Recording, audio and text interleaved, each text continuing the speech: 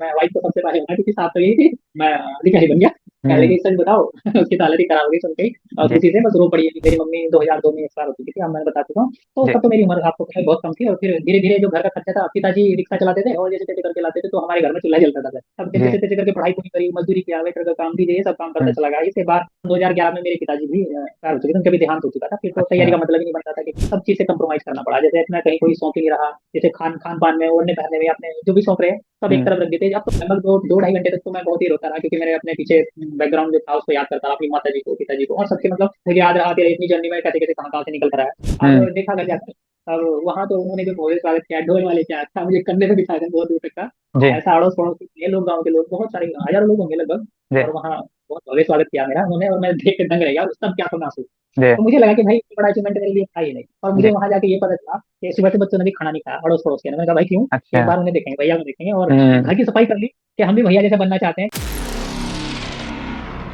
नमस्कार, मेरा नाम है संदीप और आप देख रहे हैं माई टॉक शो। दोस्तों, आज माई टॉक शो में हम आपको एक ऐसे व्यक्ति से मिलवाने वाले हैं जिन्होंने ज़िंदगी की तमाम मुश्किलों के बावजूद अपनी मेहनत और जज्बे से पीसीएस की परीक्षा पास की। उन्होंने मजदूरी की, वेटर का काम किया, डीजे ऑपरेटर बने, लेकिन इन तमाम संघर्षों के बीच अपनी पढ़ाई जारी रखी और अपने सपनों को साकार किया। जी हाँ, हम बात कर रहे हैं उत्तराखंड के रुड़की के रहने वाले कृष्णा की।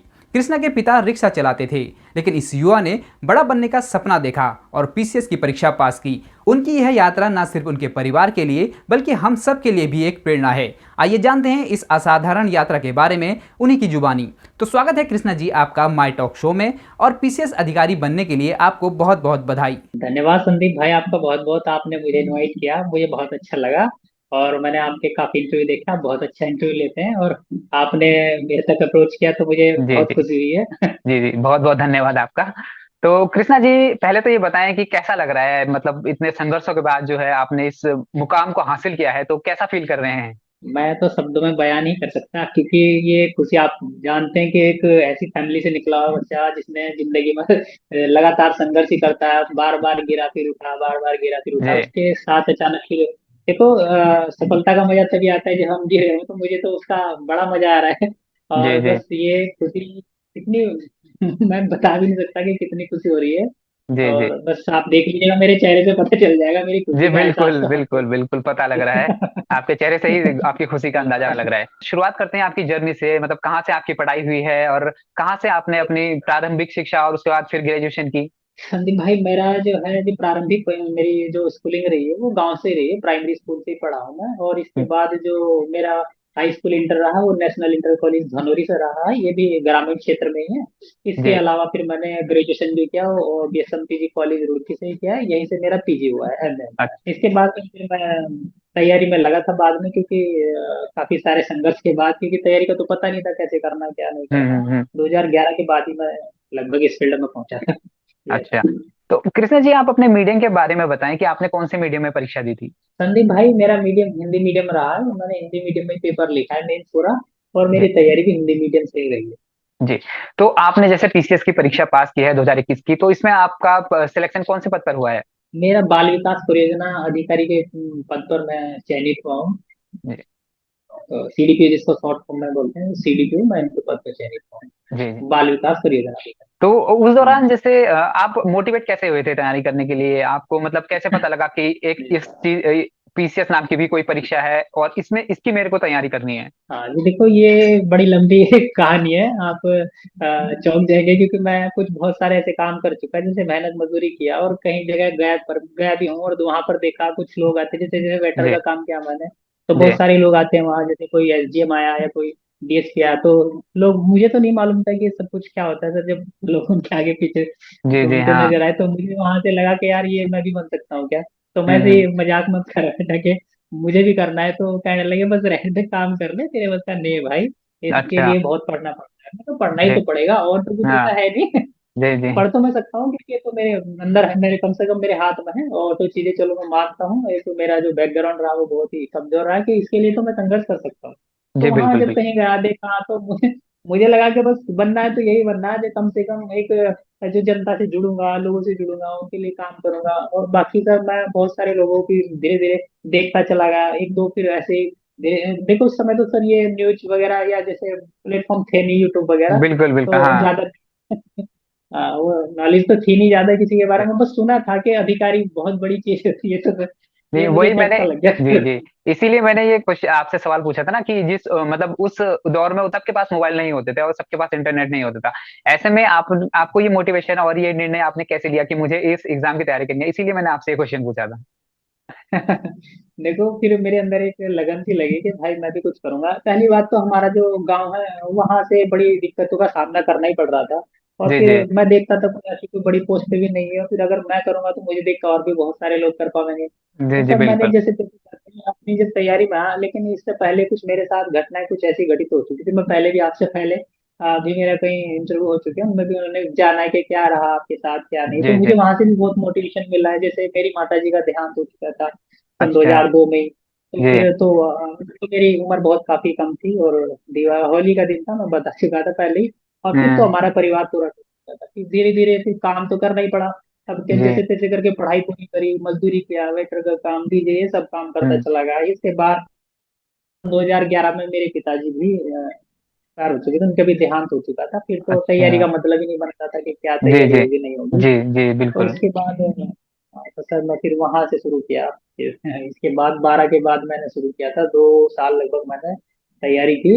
और लगभग ये मान लीजिएगा सर 2014 वाला मेरा पेपर आया था, फिर वो मैंने दिया था। पीसीएस जो आया था 2012 वाला, वो 14 के अच्छा। लगभग हुआ था, 14-15 में मेंस एग्जाम हम्म। था। हम्म। इसके बाद सर वो पेपर में मैं लगभग मेंस मेरा क्लियर नहीं हो पाया था। और जी। फिर मैंने लगा कि अब तो शायद नहीं होता होगा, शायद ऐसा कि सेल्फ हम्म। स्टीम में लग गया सर।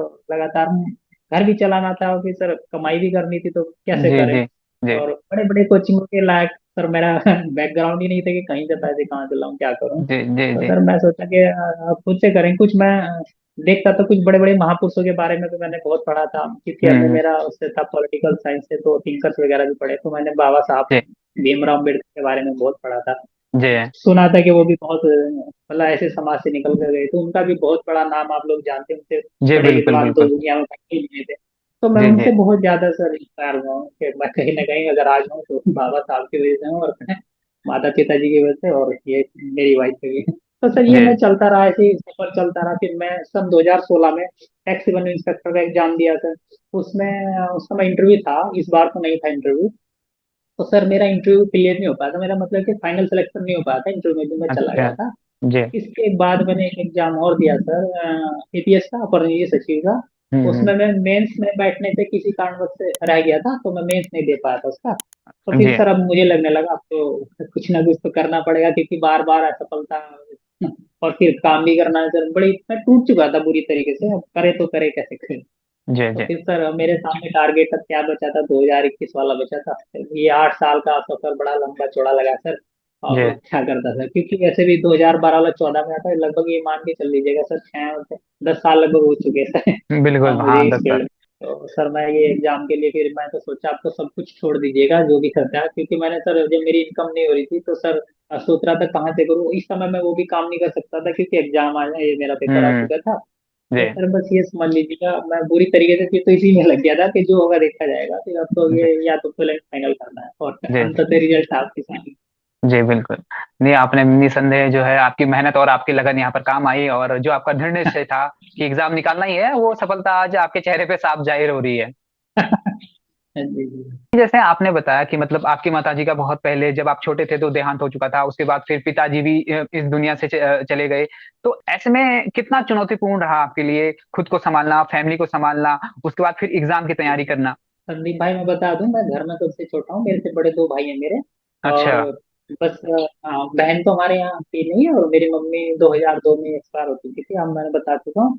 तो जी तब तो मेरी उम्र आपको पता है बहुत कम थी। और फिर धीरे धीरे जो घर का खर्चा था, पिताजी रिक्शा चलाते थे और जैसे तैसे करके लाते थे, तो हमारे घर में चूल्हा जलता था सर। तो अच्छा। मैं तो काफी छोटा था, सोच रहा था कि कैसे करूँ, हमारे तो घर भी नहीं था। और समस्या ये थी कि अब क्या करा जाए, कच्चा मकान होता है सर गाँव में, आपको पता है, कड़ी वाला। जी जी जी अगर जी ये लीवर देख रहे होंगे शायद इनको पता होगा, जिनके पुराने टाइम पे घर थे कच्चे, तो मैं भी उन्हीं में रहता था। और बल्कि वो बार बार जब भी आप जानते हैं मानसून आते तो हमारे जैसे कान खड़े हो जाते थे कि कब हमारा जी। घर गिर जाए, पता नहीं हम्म। चलता था।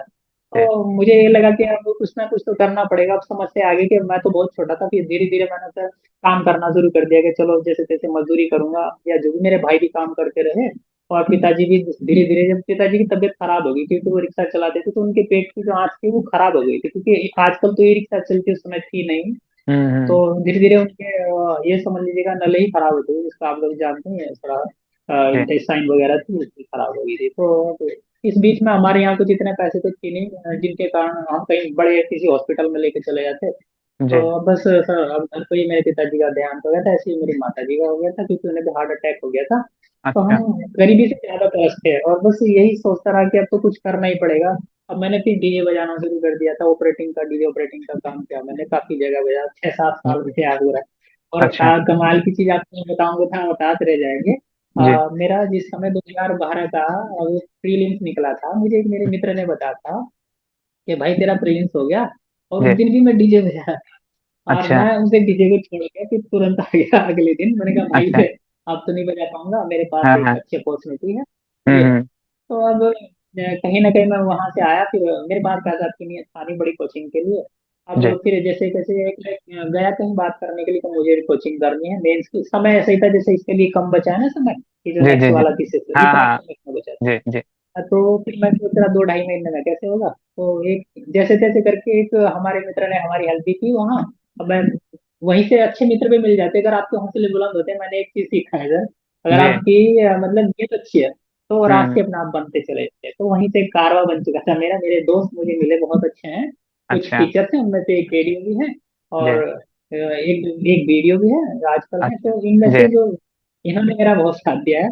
और जी फिर वहां से मैं फिर तैयारी में लगे, भले ही मेरा एग्जाम में निकला वहां उस समय, लेकिन मुझे एक होप मिल गया था कि हाँ मैं भी कर सकता हूँ।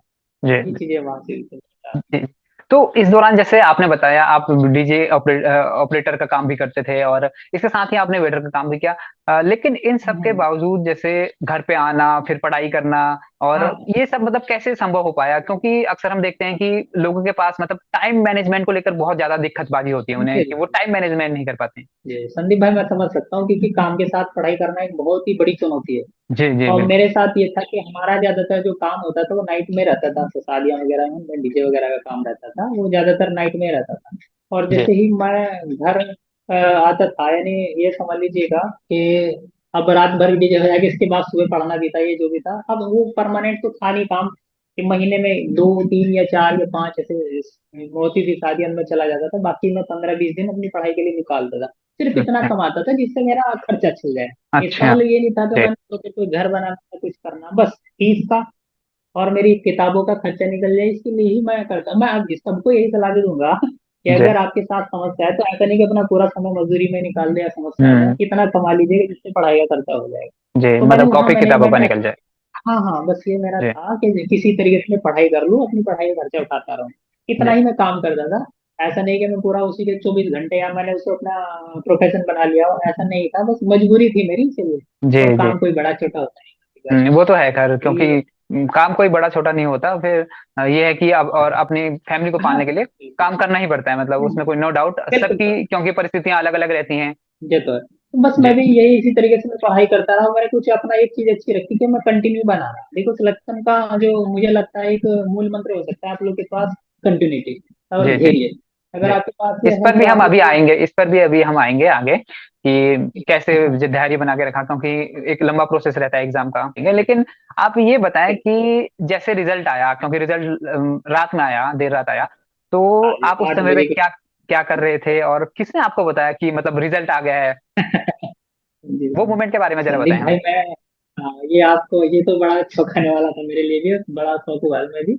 मैं जी जी। खाना खा रहा था, मैं और मेरी वाइफ, तो हम खाना खा रहे थे बैठ कर, नीचे बैठ कर खाते हैं। यहाँ वहाँ, हम्म। यहाँ मैं रहता हूँ रुड़की में, जी और गाँव में है हमारे घर। तो मैं यहाँ खाना खा रहा था बैठा, तो लगभग 8-8:15 बजे का टाइम था। और मैं तो ऐसे ही पूरा दिन से, क्योंकि हमारे में कुछ ग्रुप से ऐसे मैसेज वैसेज आते रहते हैं कि आज रिजल्ट आएगा, अब आएगा। पिछले एक हफ्ता से यही हालत थी कि ना तो नींद आ रही थी ना भूख लग रही थी। आप सोच रहे थे भाई होगा क्या। और ट्वेंटी जी। एट अगस्त में ये रिजल्ट आया सर।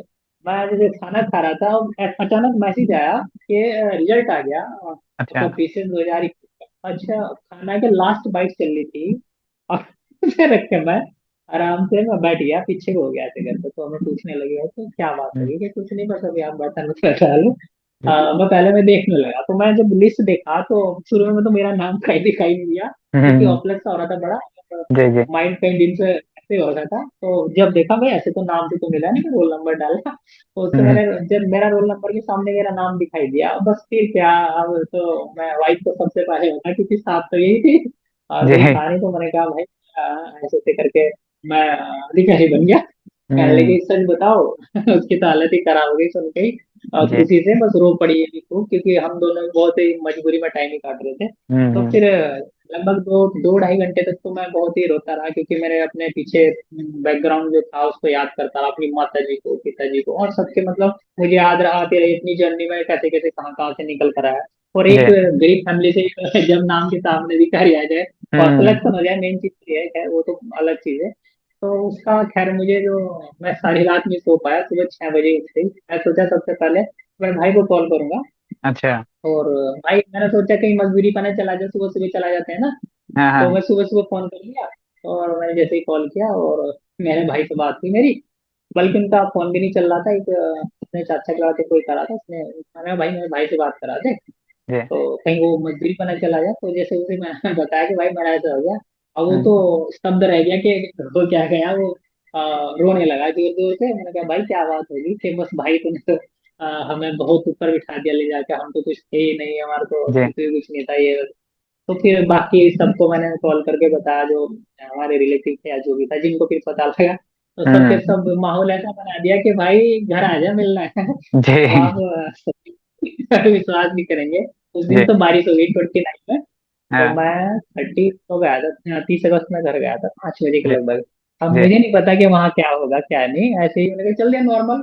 अब हम्म। देखा घर जाकर, अब वहां तो उन्होंने जो भव्य स्वागत किया, ढोल वाले क्या अच्छा, मुझे कंधे पे बिठाया था बहुत दूर तक का, जी। ऐसा अड़ोस पड़ोस के ये लोग, गाँव के लोग बहुत सारे, हजारों लोग होंगे लगभग। जी। और वहाँ बहुत भव्य स्वागत किया मेरा उन्होंने, और मैं देख के दंग रह गया, और सब क्या आंखों में आंसू। जी। तो मुझे लगा कि भाई इतना बड़ा अचीवमेंट मेरे लिए था ही नहीं। और मुझे जी। वहां जाके ये पता चला कि सुबह से बच्चों ने भी खाना नहीं खाया, अड़ोस पड़ोस के ने। मैंने कहा भाई क्यों, अच्छा। एक बार उन्हें देखेंगे, भैया को देखेंगे, और हम्म। घर की सफाई कर ली, कि हम भी भैया जैसा बनना चाहते हैं, कि और जैसे मैंने ये मेज रखा है सही करके, उन्होंने घर के कोने में मेज लगा ली, कि हम हम्म। भी भैया को दिखाएंगे कैसा पढ़ेंगे। तो जी। ये मेरे लिए बहुत बड़ा अचीवमेंट था, जी। ये जी। जी। मोमेंट मैं सदैव याद रखूंगा। जी। जी। मुझे लगता है कि मतलब नौकरी निकालने लगना लगना एक अलग बात है, लेकिन आपको देखकर जैसे जी लोग जी जी। प्रेरित हो रहे हैं और वो भी आपके जैसा बनना चाह रहे हैं, तो ये सबसे बड़ी उपलब्धि आपके लिए है इस समय, है ना? जी हाँ। जी। जी आपको एक संदीप भाई। आइडल के तौर पर देख रहे हैं, मतलब आपके गांव वाले और वो सब, तो आप उनके लिए एक आइडल के तौर पर उभरे हैं इस समय पे। जी जी जी। बस जी। ये तो उनके, उनका प्यार है कि वो मुझे आइडल मानते हैं। जी। बाकी तो इतना जो भी है, देखो मेरे लिए तो मेरी बहुत बड़ी जॉब है, जिससे मुझे तो उन्होंने उसी दिन एसडीएम मान लिया था। जी। अब पता नहीं बेचारों को, गांव में कुछ लोगों को बेचारों को पता भी नहीं होता कि कौन सी पोस्ट हाँ। लेंगे क्या कुछ है। जी। और उनको तो ये पता कि बहुत बड़ा अधिकारी बन गया पूरा जी। जी। और ठीक है, अच्छा है भाई, अब वो चाहते कि हम भी इनके जैसा बनेंगे। अब जैसे हम्म। मैंने बताया कि मेरी जर्नी रही, मैं बाबा साहब को देखकर ही मैंने अपनी स्टडी तैयार की, मतलब अपने आप को मोटिवेट किया था, और क्योंकि जी। वो भी जी। एक ऐसी फैमिली से नहीं थे, आप लोग जानते हैं उनके साथ कैसे कैसे जी। जी। जी। चीजें चली और, तो। और ये हमें बाबा साहब के पीछे आपकी तस्वीर दिख भी रही है, टेबल पे आपने लगा के रखी है ऊपर। ये तो जी। जी। देखो मैं इनका तो एहसान मंद रहूंगा काम, और मैं क्या, देश का हर युवा या जो जी। भी महिला पुरुष जो भी है, क्योंकि जी। इन्होंने किसी एक समाज के लिए कुछ किया नहीं, हर सर्व समाज के लिए इन्होंने काम किया। हम लोग जानते हैं कि जी कॉन्स्टिट्यूशनल बिल्कुल। जो आर्टिकल है, जो भी कुछ अधिकार है सब सभी के लिए, किसी एक समुदाय के लिए तो है नहीं। दोस्तों आशा करता हूँ कि आपको हमारी वीडियोस पसंद आ रही होंगी। अगर आप हमें सपोर्ट करना चाहते हैं तो हमारी यूपीआई आईडी स्क्रीन पर आ रही है, साथ ही डिस्क्रिप्शन बॉक्स में भी दी गई है। इस पर आप डोनेट कर हमारी मदद कर सकते हैं। इसके अलावा आप चैनल को ज्वाइन कर या थैंक्स बटन के माध्यम से भी हमें सपोर्ट कर सकते हैं। आपके छोटे से सहयोग से भी हमें बहुत प्रोत्साहन मिलेगा। धन्यवाद। आप ये बताएं कि जैसे आपने बताया कि आपने मजदूरी की या वेटर का काम किया, हाँ डीजे चलाया, तो इस दौरान मतलब हाँ। कभी लगा कि आपको यार कि तैयारी के दौरान कि मैं अब नहीं कर पा रहा हूँ या मुझे छोड़ देनी चाहिए तैयारी, तो इस दौरान ऐसा कभी महसूस हुआ? हाँ संदीप भाई, कई बार मुझे ऐसा लगा कि अब जब मैं, एक तो काम का प्रेशर बहुत ज्यादा, ऊपर से घर का प्रेशर, कैसे काम करा जाए, खाना कहाँ से हो और जी। फीस का कहाँ से हो। तो अब जब मैं एक एग्जाम पहले ही दे चुका था, आपको मैंने बताया दो हम्म। हजार बारह वाला जो फीस था, 14 के लगभग हुआ था, और जी। मेरा जिस समय वो नहीं हुआ तो मुझे बड़ा दुख हुआ। फिर मैंने सोचा छोड़, कुछ होना नहीं इसमें तो, ग्रुप सी या कुछ अन्य एग्जाम की तैयारी कर ले, या छोड़ दे, कुछ नहीं, मजदूरी में ही देखते हैं, जो होगा देखा जाएगा। हम्म। तो वहां पे एक बार तो मैं टूट चुका था, लेकिन फिर लगभग समय बीतता चला गया। अब ये समझ लीजिएगा, इस दौरान एक और एग्जाम हुआ, उसमें भी मैं लगभग असफल ही हो चुका था, मतलब सिलेक्शन नहीं हो पाता फाइनली। फिर दिमाग में आके लगता है कि मेरे लिए नौकरी बनी ही नहीं, अब कुछ नहीं होगा। तो फिर धीरे धीरे अब दिमाग में आता रहा, इतना पढ़ लिया यार, इसके बावजूद तो पीछे हटेगा तो फायदा तो कुछ होगा नहीं, अब लगा जी। रहे, जो होगा देखे जाएगी, अब जब उम्र है, एज है, सब कुछ है। तो कहीं ना कहीं फिर मुझे मोटिवेशन भी मिलता रहा कुछ, मेरी वाइफ भी मुझे बार बार, क्योंकि मैं जब मैं 17-16 वाला जो इंटरव्यू दे चुका था, वहां से भी फेल हो चुका था। इसके बाद एक और पेपर था मेरा, वो प्रीलिम्स में हुआ था, फिर जी। मैं एक बार और छूट चुका था। इस जी। दौरान मेरी जो शादी हो चुकी थी, फिर सोचा कि अब तो पता नहीं होगा नहीं होगा, और क्या हम्म। करना नहीं, लेकिन मैंने एक चीज शुरू कर दिया था कि वाइफ ने मुझे कहा कि कोई नहीं, आप लगे रहिएगा, जैसा होगा देखेंगे, और लगी तो अच्छा। भी ठीक है, नहीं लगी तब भी जिंदगी तो काट ही लेंगे जैसा। जी जी जी तो कई बार ऐसा मेरे साथ हुआ, ये जी छोड़ ही देना चाहिए, लेकिन नहीं छोड़ पाया। जी। तो जैसे आपने बताया कि वाइफ का तो आपको सपोर्ट मिला ही मिला, इसके अलावा जैसे फैमिली के हम्म। जो अदर मेंबर्स हैं, आपके आस पड़ोस हैं, या जिनके साथ आप काम करते थे, वो किस तरीके का मतलब आपका हौसला बढ़ाते थे, और क्या वो बोलते थे? जैसे आप उन्हें बताते थे कि यार मैं तैयारी कर रहा हूँ और मैं बड़े एग्जाम की तैयारी कर रहा हूँ खास तौर पर, तो उनका क्या रिएक्शन रहता था इसे लेकर? तो संदीप भाई, फैमिली का तो ऐसा रहा, क्योंकि अब दो भाई थे, अब दोनों ज्यादा पढ़े लिखे तो थे नहीं, दोनों अनपढ़ ही समझ लीजिएगा, जी क्योंकि वो जी बेचारे पढ़ नहीं पाए, मैं पूरे परिवार से नहीं पढ़ पाया था। जी और हमारे परिवार की फैमिली में भी कोई ज्यादा ऐसा पढ़ा लिखा नहीं था, आजकल तो बच्चे खैर काफी पढ़ लिख रहे हैं, लेकिन उस हम्म। दौरान तो नहीं था। तो मुझे लगभग उनकी हालत देखकर भी मुझे लगता था कि यार, इनके लिए अगर मैं भी कुछ कर पाऊंगा तो कुछ बड़ा ही कर पाऊंगा, तभी हो पाएगा, ऐसा तो जी मजदूरी जी में भी मैं कुछ नहीं कर सकती। तो मेरा कहीं ना कहीं ये रहा कि उन्हें, उनकी शक्ल देखकर मुझे लगता था, तू कर भाई, जो होगा देखा जाएगा, ज्यादा से ज्यादा क्या होगा, जी जी असफल ही तो होगा, लेकिन करता है। तो जी मैं जी ये रहा कि मुझे कहीं ना कहीं फैमिली, बेचारे वहां से भी ज्यादा जो है एजुकेटेड तो नहीं थे, लेकिन जी इतना था, उनकी आंखों में देखता था, एक सपना देखता था मैं बाहर। जी तो जी इससे मुझे थोड़ा मोटिवेट जी। मिलता है। मतलब वही बात है कि भाई खोने के लिए कुछ नहीं है और पाने के लिए तो सारा जहां हाँ बाकी है। हाँ, बस ये था मेरा कि जब मेरे हाथ में कुछ नहीं है, तो कम से कम पा तो सारा जा सकता हूँ। जी अब जी सोचा भाई निकल जा, अब जैसा मैं तो वैसे ही, एक मेरा मित्र कहता था कि रात से उठा आदमी, अब या तो फर्श पे जाएगा या फर्श पे जाएगा, इससे ज्यादा तो हम्म। कहीं, वैसे भी फर्श पे ही जी है, जी जाएगा जी। तो फर्श पे जाएगा, नहीं तो हंस साइड पे पे ही चले जाएगा जाएगा। जी, बिल्कुल जी जी ये था मेरा। जी जी। तो निसंदेह बाकी मतलब जो आपका इंटरव्यू अभी जो स्टूडेंट देख रहे हैं या जो एस्पिरेंट देख रहे हैं, मुझे ऐसा लगता है कि जरूर उन्हें कुछ ना कुछ मोटिवेशन इससे जरूर मिलेगा और मिल रहा होगा। हाँ तो उनसे मतलब एक ही रिक्वेस्ट है कि जो व्यूवर्स हैं, अगर आप चैनल पर नए हैं तो चैनल को सब्सक्राइब जरूर कर लीजिएगा। यहाँ पर आपको इसी तरह की मोटिवेशनल कहानियां और एस्पिरेंट के जो अपने अनुभव हैं वो यहाँ पर डिस्कस किए जाते हैं, और वो अपने अनुभव आपके साथ शेयर करते हैं। तो आप ये बताइए कि आपकी वाइफ का क्या रिएक्शन है, जैसे आप अधिकारी बन गए हैं? वाइफ का तो खुशी का ठिकाना नहीं है। जी वो तो बहुत खुश है, उनका तो ये समझ लीजिएगा, एक दो इधर जब इनका भी इंटरव्यू है, तो वो इतने थे कि मैं बोल भी नहीं पा रही थी कि क्या कहूँ क्या ना कहूँ, क्योंकि अब देख लीजिएगा, हमने तो बुरे समय में एक साथ रहे हैं, तो जी आप समझ सकते हैं कि उनका रिएक्शन कैसा रहा होगा। और अभी भी उनको ये बिलीव नहीं हो रहा कि ये अधिकारी बन गया, इनका सिलेक्शन हो गया। अच्छा। मैं तो ये है कि हाँ बिल्कुल, बहुत खुश है, बहुत ज्यादा खुश है। तो अब ये बात करते हैं, जैसे आपके जैसे बहुत से लोग हैं जो मतलब जिनके घर की स्थिति और इतनी सही नहीं है, वो फाइनेंशियली इतने जो हैं, बैकग्राउंड उनका इतना स्टेबल नहीं है, तो वो तैयारी करना चाहते हैं और साथ साथ में जॉब भी कर रहे हैं, तो वो अपना टाइम मैनेजमेंट कैसे करें? मतलब आप उन्हें कैसे थोड़ा गाइड कीजिए कि कैसे वो किस समय पे पढ़ें, किस तरीके से पढ़ें, इस बारे में थोड़ा अपने अनुभव साझा कीजिए उनसे, और इस तरीके से कीजिए कि वो उन्हें गाइडेंस भी मिल जाए। देखो, ये दो तरीके के हैं, एक तो वो है जो पूरा दिन काम करते हैं या 5 बजे तक उनका रहता है, जी जिनको परमानेंट जॉब करने होते हो, तो उनके लिए तो यही है कि वो नाइट में ज्यादा अपना समय निकाल लें, या जब हम्म। भी टाइम मिले उनको इस तरीके से तैयारी कर सकते हैं, क्योंकि कुछ सिलेक्टेड चीजें पढ़ें और अच्छी किताबें पढ़ें, कहीं ना कहीं बस मेरा तो यही रहता है कि जो ज्यादातर जॉब में रहते हैं उनके लिए तो कहीं ना कहीं जो समय, वो अपने स्तर से देख सकते हैं कि भाई मैं किस टाइम फ्री रहता हूँ, क्योंकि जी इसमें पढ़ाई का कोई, मैं तो नहीं मानता कोई ज्यादा के ऐसा कि पर्टिकुलर उसी टाइम पढ़ना है, ऐसा कोई है नहीं, ना कोई जी ऐसा लॉजिक है कि अगर हम दिन में पढ़ेंगे तो सिलेक्शन ले सकते हैं, रात को पढ़ेंगे तो सिलेक्शन ले सकते हैं, और इसका कोई सटीक है भी नहीं।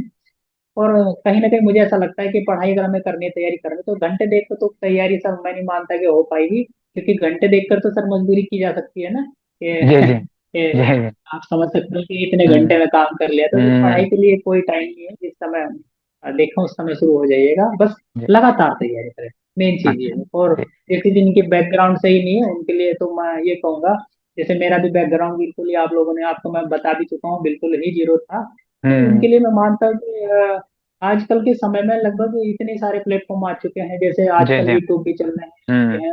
और कहीं ना कहीं अगर हमारे जैसे लोगों की भी कहीं आवश्यकता पड़ी तो मैं भी तत्पर हूँ दिन रात किसी प्रकार की हेल्प करने के लिए, पढ़ाई से संबंधित, चाहे वो किसी प्रकार से किसी फील्ड से जुड़ा हो। जी। तो मैं तो ये कहूंगा कि उन्हें काम को भी प्रायोरिटी दें, लेकिन पढ़ाई को ज्यादा प्रायोरिटी देनी चाहिए। काम जी। इतना करे जिससे उसका बस घर चल जाए। जी। वो ये मत सोचे कि वो पूरा 100% लगी जाए कि मैं पूरा साल ही मजदूरी करूंगा तो पढ़ाई करूंगा, तो सर बड़ी दिक्कत आती है। जी। जी। इसका खामियाजा मुझे पड़ा है, क्योंकि अच्छा। अगर मैं ये काम न करता तो इतने लंबे समय बाद मेरा सिलेक्शन ना होता, फिर मेरा जी। भी जी। सिलेक्शन काफी टाइम पहले लगता, क्योंकि पूरा टाइम नहीं दे पा रहा था। जी। जी। ये- तो आपका जैसे इतने लंबे समय का संघर्ष रहा है, और जो आपने परीक्षा चुनी है मतलब देने के लिए, पीसीएस, लोअर पीसीएस की, तो ये भी अपने आप में एक टाइम टेकिंग परीक्षा है, क्योंकि उत्तराखंड में मतलब ये परीक्षा ऐसा बोला जाता है कि टाइम टू टाइम नहीं होती है, काफी समय इसमें लग जाता है। हाँ तो इस दौरान मतलब आपने कैसे अपने आप को मोटिवेट रखा? क्या दिमाग में मतलब क्या चलता था इस दौरान आपके, कि यार परीक्षा इतना लंबा समय ले रही है, ऊपर से फिर अगले फॉर्म कब आएंगे, इस तरीके से? तो हाँ। उसके बारे में बताएं थोड़ा। देखो संदीप भाई, ये परीक्षा थी, आपने आपने जो बताया कि यहाँ उत्तराखंड में थोड़ा पैटर्न फिक्स सा नहीं है कि हर साल हम्म। परीक्षा हो जाए, तो इसी वजह से मुझे भी लगता है कि थोड़ा टाइम ज्यादा लग गया, क्योंकि 3 साल तो इसी परीक्षा में लग गया। इससे पहले भी एग्जाम काफी लेट हो चुका था, तो जी। अब ये 3 साल तो ये लगा लीजिएगा, उससे पहले भी हो चुके थे, तो 7 8 साल तो ऐसे ही निकल गए। तो हाँ। फिर अब अपने आप को इस समय में बनाए रखना, मुझे लगता है कि ये जीवन का सबसे बड़ा इम्तिहान होता है, कि एक ये समझ लीजिएगा जिसके पास पर्टिकुलर कोई संसाधन ना हो और कोई काम हम्म। ना हो, वो जी। इतने लंबी प्रक्रिया में कैसे बना रहे। जी। तो मेरा यही मानना कि सब चीज से कंप्रोमाइज करना पड़ा, जैसे अपना कहीं कोई शौक ही नहीं रहा, जैसे खान खान पान में, ओढ़ने पहनने में, अपने जो भी शौक रहे सब एक हम्म। तरफ रख देते। अब तो मैं यही सोच लिया था, फिर मैंने पढ़ाना स्टार्ट कर दिया था इसी वजह से, थोड़ा सा ये अच्छा। थोड़ा अर्निंग होती रहे और पढ़ता भी रहा, हम्म। ताकि हम्म। मैं एक टच में रहूं। मेरा ये रहा कि इसलिए मैं बना रहा फील्ड में थोड़ा जी। सा ये। जी।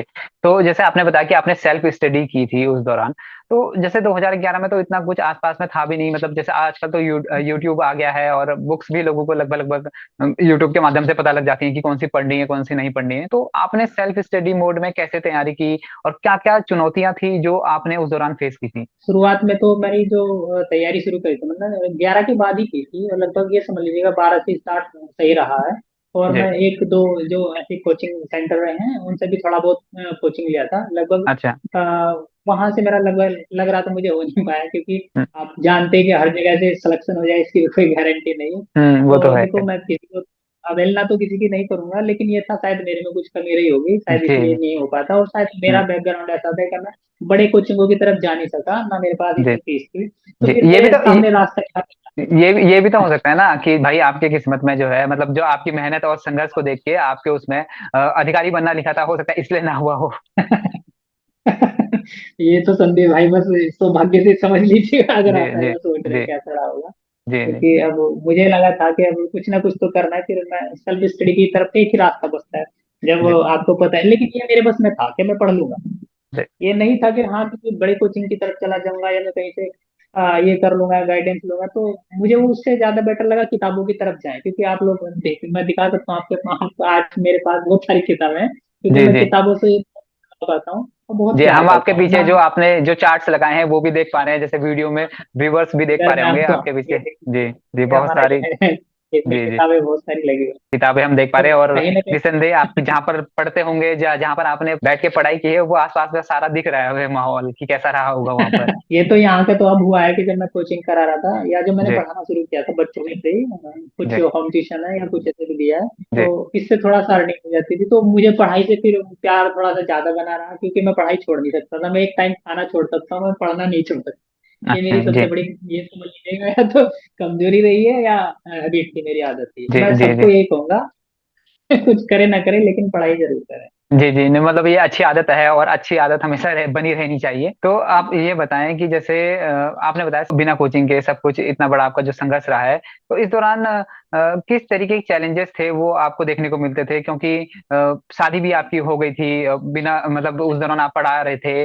और तो आस पड़ोस में जो मतलब अब देखते होंगे आपको कि यार इतने लंबे समय से तैयारी कर रहा है और कोई एग्जाम नहीं निकल पा रहा है, तो उनका क्या रिएक्शन रहता था इस दौरान, कि कैसे वो आपको मोटिवेट करते थे या डिमोटिवेट करते थे, मतलब किस तरीके की बातें लोग करते थे?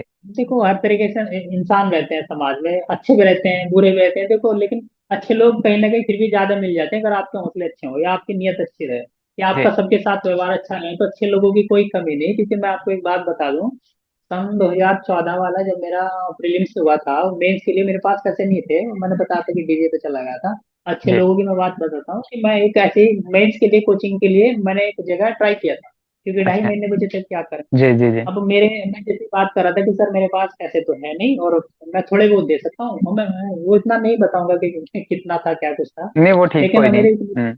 वो एक ऐसे ही बैठा रहा बेचारा, ऐसे ही पड़ोस में, मतलब जैसे हम बात कर रहे थे, जी। कुछ रिसेप्शन पे बैठे थे, तो हम्म। एक सुन रहा था ऐसे ही बराबर में बैठा कि जी पता नहीं है सब इतना परेशान से क्यों हो रहा है लड़का, और भाई क्या बात होगी। मतलब उसने मुझे बाहर निकल कर पूछा कि भाई जी क्या बात है। मैंने बस कोचिंग के लिए थोड़ा सा सोच रहा था कि मुझे थोड़े से फीस का अगर रियायत मिल जाती तो मैं भी कर लेता मेंस की तैयारी। जी। उन्होंने कहा कल से कोचिंग आ जाइए, मतलब वो भी पढ़ रहे थे, उनका भी मेंस था। तो अच्छा। उन्होंने अगले दिन कहा कि चुपचाप कोचिंग कर ले, बाकी टेंशन मत ले, पैसे वैसे की जोगा दिखा है। अब मैं उनको हम्म। जानता नहीं था बेचारे को, आज तो खैर मेरे बहुत अच्छे मित्र हैं, नाम भी अच्छा। बता सकता हूँ मैं, ऐसी चिंता जी नहीं है। बिल्कुल बता तो सकते हैं, आप बताइए। मुझे चार मित्र ऐसे मिले थे वहां से, जिनमें से एक सुनीत है, हमारे मित्र सुनीत कुमार जी हैं, जो आजकल एडीओ हैं बिजनौर में शायद। तो जी वो एडीओ बन चुके हैं आजकल। और जी दो हमारे मित्र और हैं, जैसे अमरनाथ जी हैं, एक भूपेंद्र जी हैं। इन्होंने, जी। इनका बहुत बड़ा हाथ रहा है मेरे, मतलब कहीं ना कहीं इन लोगों ने मुझे हर जगह सपोर्ट किया। जैसे मुझे अगर लगा कि जब मैं किसी को जानता नहीं था, अब मैं उन्हें सिर्फ 2015 से जानता था, वो भी जी वहाँ मेंस वाली क्लास में एक दो बार बैठा, तो उन्होंने मुझे चुपचाप पैसे भी दिए कि इन्हें दे दे, ये जो होगा।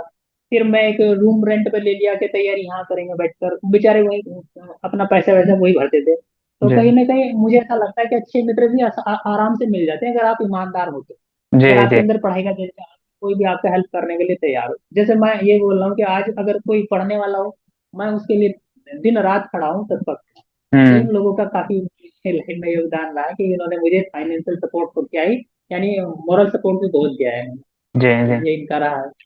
जी जी। चलिए, आपके दोस्त जो है वो काफी मतलब आपको काफी उनका सपोर्ट मिला, तो ये बहुत अच्छी बात रही। और कहीं ना कहीं जो है मतलब कुछ उनका भी योगदान रहा कि आप यहाँ तक पहुंचे। तो जी जी ये बताएं कि जैसे आपने तैयारी स्टार्ट करी थी, तो नोट्स आप कैसे बनाते थे? और आंसर राइटिंग को लेकर एक बच्चों में डाउट रहता है, तो वो आपने कैसे की, उस चीज को कैसे फेस किया? उससे पहले है अपना मीडियम बता दीजिए कि आपने कौन से मीडियम से मैं हिंदी परीक्षा मीडियम लिखी थी। मैं हिंदी मीडियम से हूँ, और मेरा आंसर राइटिंग भी हिंदी में ही रहा। और मेरी पढ़ाई भी सारी हिंदी मीडियम से रही, क्योंकि मैं सरकारी स्कूल से पढ़ा हुआ हूँ, और अच्छा। किसी वैसे स्कूल में नहीं गया, जैसे हाँ प्राइवेट स्कूल से नहीं हूँ। तो हिंदी मीडियम में मेरा लेखन कला भी यही थी। तो मैं ज्यादातर ये फोकस करता था कि जैसे हम तैयारी करते हैं, तो तैयारी के दौरान प्रीलिम्स भी जरूरी है, मेंस भी जरूरी है, हर चीजें सोच कर चलनी पड़ती है। तो मुझे ये लगा कि खाली अगर प्रीलिम्स की तैयारी की तो फिर मेंस में जैसे इस बार टाइम कम रहेगा, क्योंकि ये मैं एक बार झेल चुका था 2012 वाले में, उस वाले मेंस में, क्योंकि टाइम नहीं बचा था। खाली प्रीलिम्स की तो तैयारी अच्छी से हो पाई थी, मेंस की जी तैयारी ढंग से नहीं हो पाई थी। जी। तो मैंने क्या किया इस बार के, इस बार आंसर राइटिंग पे पूरा फोकस किया गया कि अब किताबों से मेरा ज्यादातर रहा है, क्योंकि मैं वहां से तो नहीं पढ़ा। आप लोग को मैं बता दूं कि मैं ज्यादा ये यूट्यूब वगैरह से तो नहीं पढ़ा, क्योंकि मेरे अच्छा। पास किताबें लगभग लगभग सभी जी अवेलेबल थी। तो जी मैं वहां से किताबों से नोट्स बनाता रहा, कुछ लॉन्ग नोट्स भी बताए, कुछ बनाए, कुछ शॉर्ट नोट्स बनाए, जिन्हें लास्ट में मैं रिवीजन कर सकूं। कुछ जी ऐसे नोट्स भी थे। तो जी मैंने जी क्या किया, सिलेबस लिया। सबसे जरूरी क्या है कि प्रत्येक बच्चा क्या करेगा जो पढ़ने वाला तैयारी कर रहा है, मेरे दोस्त मुझे जो भी हैं, तो ये अगर तैयारी करें तो सिलेबस सामने रख लीजिएगा। तो मैंने यही किया कि सिलेबस सामने रख के एक एक पहले पॉइंट देखा, और उसका मैंने नोट्स तैयार किया। कुछ लॉन्ग भी बनाए, कुछ शॉर्ट भी बनाए, और उनके फिर जी क्वेश्चन देखे प्रीवियस पेपर में जो है आए थे, उन्हें देखा। फिर मैंने कई दिन तक तो एनालिसिस भी करता रहा कि किस प्रकार से ये लिखे जा सकते हैं, इनके क्या क्या आंसर हो सकते हैं, क्या मैंने पीछे गलती की जो उन्हें ना करूं। तो मैंने पहले पिछले 2 साल के तो मेंस के पेपर सारे लिखे, एक दो बार बिल्कुल करके।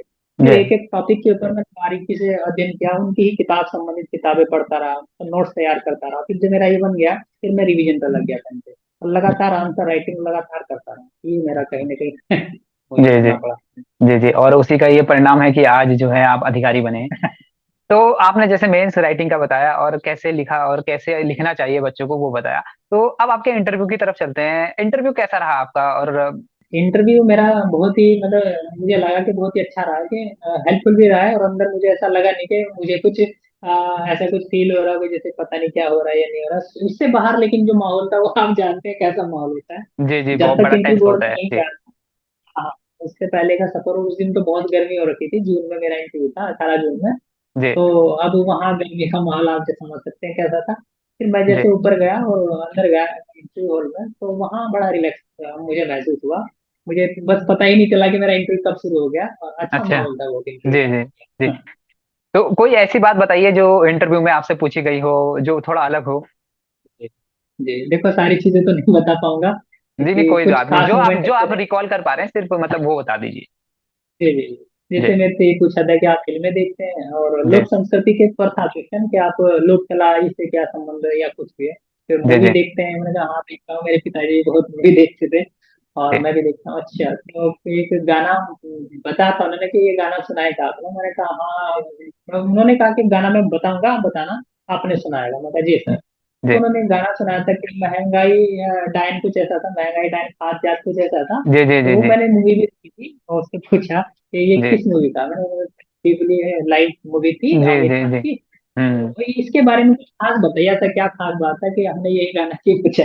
तो सर मैंने बताया कि ये एक लोक संस्कृति का प्रतीक भी माना गया, क्योंकि जहाँ वो मूवी शूट हो रही थी, ये गाना कोई अलग से रिकॉर्ड नहीं किया गया था। जी। इस गाने के लिए वो था, गांव में चौपाल लगा के जैसे बैठ जाते, मेरा बैकग्राउंड गांव से था, तो हम्म। कहीं ना कहीं मैं अच्छी तरीके से समझ सकता हूँ क्या, कि कुछ लोग गुनगुनाते रहते हैं। जी और जी वहां उनकी पूरी थी आमिर खान की, तो उन्होंने वो गाना जैसे लोग कर रहे थे ना, सुबह के टाइम पर गुनगुनाते रहते, तो उन्होंने वो जो हम्म। का तो रिकॉर्ड कर लिया। तो वो फिल्म में फिल्माया गया, तो बताया कि सर ये यहाँ की कला, ये जो जो लोक संस्कृति सर, इसका प्रतीक भी था, ऐसे करके जी जी मेरा रहा आंसर। खैर और भी कुछ था, ज्यादा नहीं जी जी बता पाऊंगा, लेकिन ये जी कुछ जी था। जी जी। नहीं मतलब सबसे यूनिक मोमेंट जो आपका रहा है।